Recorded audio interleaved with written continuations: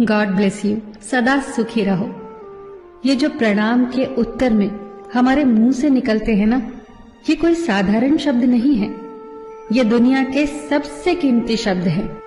आजकल हम इन बातों को महत्व देना बंद करते जा रहे हैं, पर यकीन मानिए, जो प्रणाम के जवाब के रूप में आशीर्वाद हमें मिलता है या हम किसी को देते हैं, वो 100% चमत्कारिक शब्द होते हैं, बेशकीमती शब्द होते हैं।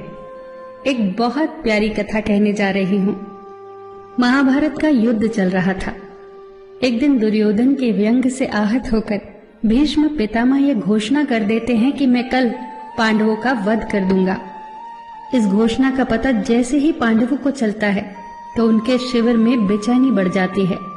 सभी को भीष्म पितामह की क्षमताओं के बारे में पता था, इसीलिए सभी अनिष्ट की आशंका से परेशान हो जाते हैं। तभी श्री कृष्ण द्रौपदी से कहते हैं, तुम अभी मेरे साथ चलो। श्री कृष्ण द्रौपदी को लेकर सीधे पितामह भीष्म के शिविर में पहुंच जाते हैं। श्री कृष्ण स्वयं तो शिविर के बाहर खड़े हो जाते हैं, पर वो द्रौपदी से कहते हैं कि अंदर जाकर पितामह भीष्म को प्रणाम करो। जैसे ही द्रौपदी ने शिविर के भीतर जाकर पितामह भीष्म को प्रणाम किया तो पितामह भीष्म के मुख से द्रौपदी के लिए ये आशीर्वाद निकला, अखंड सौभाग्यवती भव। जैसे ही ये आशीर्वाद उनके मुख से निकला, उसी क्षण उन्हें स्मरण हो आया कि आज ही तो उन्होंने पांडवों के वध की घोषणा की थी और स्वयं ही उन्होंने द्रौपदी को अखंड सौभाग्यवती रहने का आशीर्वाद दे दिया। फिर पितामह भीष्म ने द्रौपदी से पूछा, पुत्री, क्या तुम इतनी रात को यहाँ अकेली आई हो या तुम्हें यहाँ श्री कृष्ण लाए हैं? तब द्रौपदी ने कहा, जी पितामह, और वो शिविर के बाहर ही खड़े हैं। शिविर से बाहर निकलकर दोनों ने एक दूसरे को प्रणाम किया और पितामह भीष्म ने कहा, मेरे एक वचन को मेरे ही दूसरे वचन से काटने का काम केवल कृष्ण ही कर सकते हैं। शिविर से वापस लौटते समय श्री कृष्ण ने द्रौपदी से कहा, तुम्हारे एक बार जाकर पितामह को प्रणाम करने से तुम्हारे पतियों को जीवन दान मिल गया है। अगर तुम प्रतिदिन भीष्म, धृतराष्ट्र, द्रोणाचार्य आदि को प्रणाम करती होती और दुर्योधन, दुशासन आदि की पत्नियां भी पांडवों को प्रणाम करती होती तो शायद इस युद्ध की नौबत ही न आती।